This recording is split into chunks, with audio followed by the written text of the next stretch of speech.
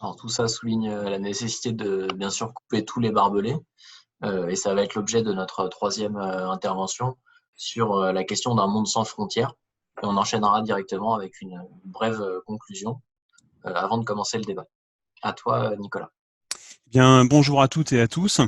Tous ces couplets nationalistes dont on vient de parler sur la fermeture des frontières nous sont servis aussi pour nous raconter qu'il faudrait maintenant relocaliser l'économie et donner priorité aux produisants français. Le journal économique Les Échos a fait un sondage. 93% des personnes interrogées voudraient qu'à l'issue de cette crise, Macron garantisse l'autonomie agricole de la France. 92% souhaiteraient la relocalisation des entreprises industrielles et 91% que le gouvernement favorise la recherche et la production des laboratoires pharmaceutiques français et étrangers dans notre pays.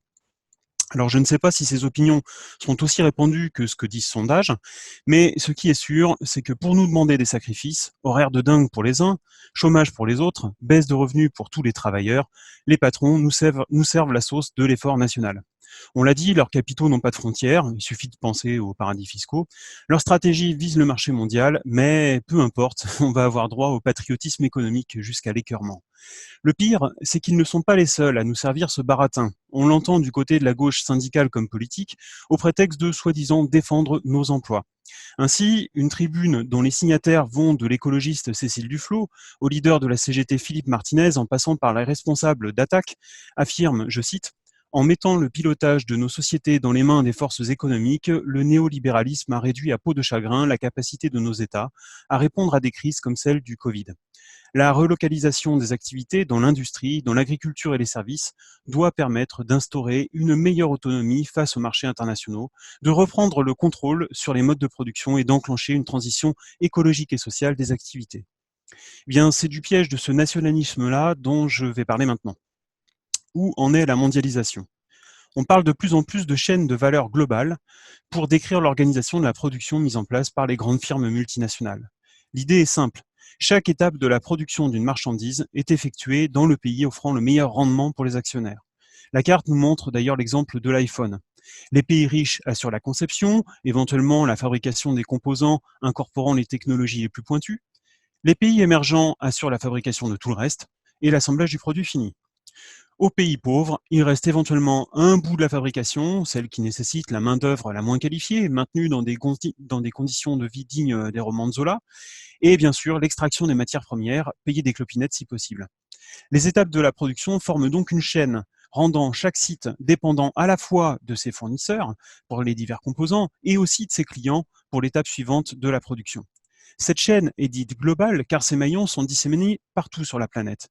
Et chaîne de valeur parce que sa structure maximise à chaque étape la valeur, c'est-à-dire les profits créés par le travail des salariés. Alors ces chaînes ont toutefois souvent l'allure d'une toile d'araignée dont les fils seraient en perpétuelle réorganisation, car les grandes firmes n'hésitent pas à retirer leurs billes pour les déplacer à des milliers de kilomètres si la rentabilité le commande. La mise en place de ces chaînes de valeur globale a été facilitée par la révolution des transports depuis la Seconde Guerre mondiale, en particulier le transport maritime. Des bateaux de plus en plus énormes, manœuvrés par des équipages de plus en plus réduits, pour un coût global divisé par 2 ou 3 selon les estimations, voilà le carburant de la mondialisation. On est ainsi passé d'un peu plus de 500 millions de tonnes transportées sur mer en 1950 à pas loin de 10 milliards l'an dernier. Un tonnage multiplié par 20 donc, alors que la population mondiale n'a été multipliée que par 3 dans le même laps de temps. Depuis les années 90, ce sont des porte-conteneurs toujours plus gigantesques, comme le montre cette infographie, qui assurent la majeure partie de ce développement. Une fois le conteneur débarqué, des flottes croissantes de camions livrent chaque marchandise à sa destination finale, au risque de la saturation des routes. Alors quel rapport avec la crise actuelle ? Dans cette division internationale du travail, la Chine n'est plus seulement l'atelier du monde.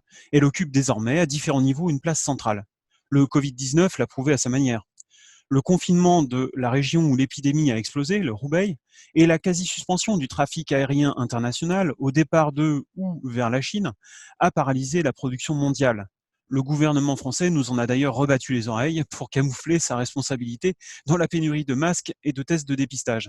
Mais il n'en reste pas moins que, par exemple, 80% des principes actifs des médicaments viennent d'Inde et de Chine, contre 20% il y a 30 ans. Mais contrairement à une idée reçue, ce n'est pas principalement le faible coût de la main-d'œuvre qui explique cette place centrale de la Chine. Ces dernières années, les ouvriers chinois ont arraché grève après grève le relèvement de leur salaire.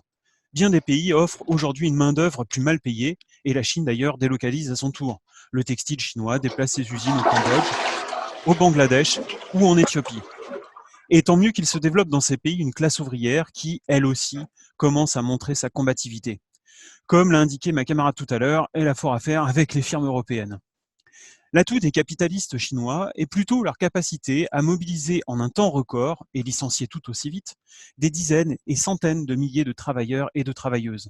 Au final, c'est la taille d'une classe ouvrière qui se compte en centaines de millions et la flexibilité extrême qui lui est imposée qui ont donné à la Chine sa place dans la production mondiale.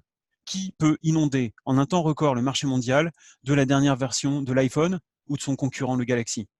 Dans la crise du Covid-19, les travailleurs chinois ont construit en janvier et février des hôpitaux temporaires en 10 jours seulement. C'est une prouesse logistique dont ils peuvent légitimement être fiers. Leur gouvernement, pour sa part, s'en est servi pour montrer qu'il jugulait l'épidémie.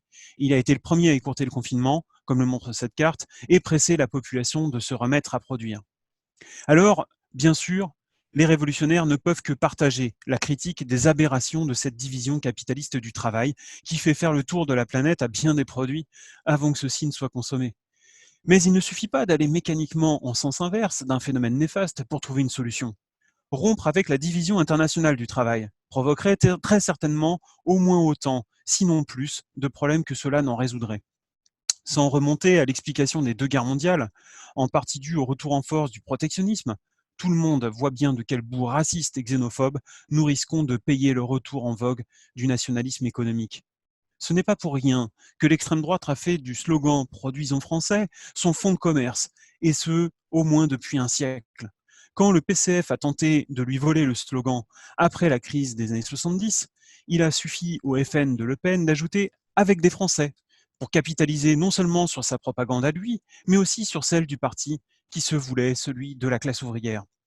Les partisans dans la gauche politique et syndicale d'un retour aux frontières le savent. C'est sans doute pour cela qu'ils rivalisent de formules plus creuses les unes que les autres pour emballer de papier cadeau ce qui reste un paquet de merde. Leur protectionnisme sera solidaire pour les uns, écologique pour les autres. Les pays deviendront des biorégions ou des territoires autonomes et résilients pour les uns, tandis que d'autres s'interrogent à voix haute. Nationaliser, pourquoi pas? Mais ne peut-on pas imaginer la mise en place de coopératives? Ben voyons, comme s'il suffisait de mettre partout l'adjectif socialiste pour se débarrasser de l'exploitation. Alors cette gauche peut bien repeindre en rouge ou en rose ces relocalisations et nationalisations, mais tant qu'elle situe son action dans le cadre du capitalisme, l'arbitre des débats restera le capital. Or, le capital n'est ni chauvin, ni internationaliste. Il se contente de chercher le profit maximum. Sa loi, comme disait Marx, c'est de, je cite, nager dans les eaux glacées du calcul égoïste. Alors voilà quelle réflexion la paralysie de la production mondiale par un minuscule virus suscite chez les capitalistes. Dans un article du CEPI, un centre d'études rattaché à Matignon, deux économistes soulèvent que le risque de rupture des chaînes de valeur globale n'est pas nouveau. En 2011, PSA a ainsi connu deux crises majeures. En mars, le tsunami à l'origine de la catastrophe de Fukushima a mis à l'arrêt une usine japonaise de composants pour moteurs diesel, ce qui par contre-coup a paralysé plusieurs usines d'assemblage PSA en Europe. En septembre 2011 toujours, la défaillance du sous-traitant fournissant au groupe toutes ses vis a semé à nouveau la pagaille. Réévaluer les risques à la lumière de la crise actuelle, celle du Covid-19, je cite, aboutirait à une diversification des pays d'approvisionnement, nous disent les économistes du CEPI.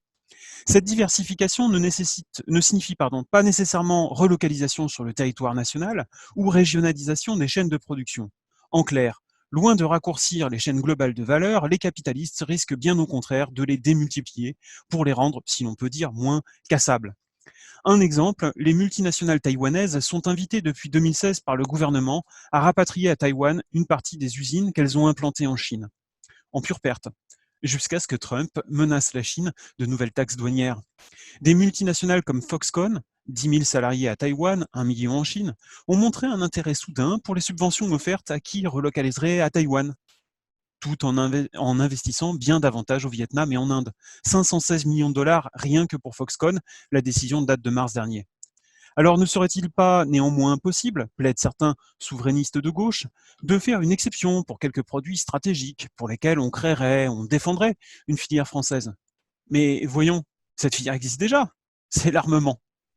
Les avions de combat Rafale de Dassault n'ont réussi à voler que parce que l'État a englouti des milliards d'euros dans la mise au point du prototype, puis d'autres milliards dans la production en série, et enfin d'autres milliards dans leur déploiement partout où l'armée française pouvait montrer ses capacités, par exemple en Libye en 2011. Une démonstration qui a favorisé une pluie de commandes venues de l'ensemble de la planète. Mais la stratégie protectionniste à la française s'arrête là. Le ministre des Affaires étrangères, Le Drian, veut bien se démener pour vendre à ses amis dictateurs des chars ou des avions, car le jeu en vaut la chandelle pour l'impérialisme français. Mais pour les masques et les respirateurs, on peut toujours courir. Alors, en fin de compte, il ne reste bientôt plus aux partisans de la démondialisation que l'argument du réalisme à opposer à ceux qui, comme nous, pensent que la solution est du côté de l'union de la classe ouvrière mondiale. C'est utopique de croire dans la coopération internationale? Pas du tout. L'épidémie elle-même nous le montre. Grâce à la mise en réseau de chercheurs du monde entier, la connaissance sur le Covid-19 a progressé plus vite qu'aucune recherche jusqu'ici. Bien sûr, ces scientifiques ont été contraints par l'organisation capitaliste de la société à attendre l'arme au pied, que la pandémie apparaisse et même fasse des ravages avant de reprendre leurs travaux qui avaient été gelés pour manque de rentabilité. Mais depuis, chercheurs chinois et américains ont intensément coopéré, comme le montre cette carte, alors même que leurs dirigeants d'ailleurs n'échangeaient plus que calomnies et insultes. Ils ont coopéré entre eux, mais aussi avec des collègues européens, et dans une moindre mesure, mais une moindre mesure qui n'est due qu'au sous-développement de leur pays, avec des collègues africains et de partout ailleurs dans le monde. Alors, quelle nécessité y aurait-il à enfermer cette coopération dans le carcan des frontières, à limiter les échanges à l'échelle d'un continent, voire pire, d'un pays? Être réaliste, c'est plutôt voir que la mondialisation d'aujourd'hui prépare à sa façon le terrain pour un monde sans frontières, à l'opposé du repli sur ses frontières, justement, quelles qu'elles soient. Les travailleurs n'ont pas à avoir peur de ce monde en devenir, ils ont à lutter pour le débarrasser de l'exploitation et des oppressions.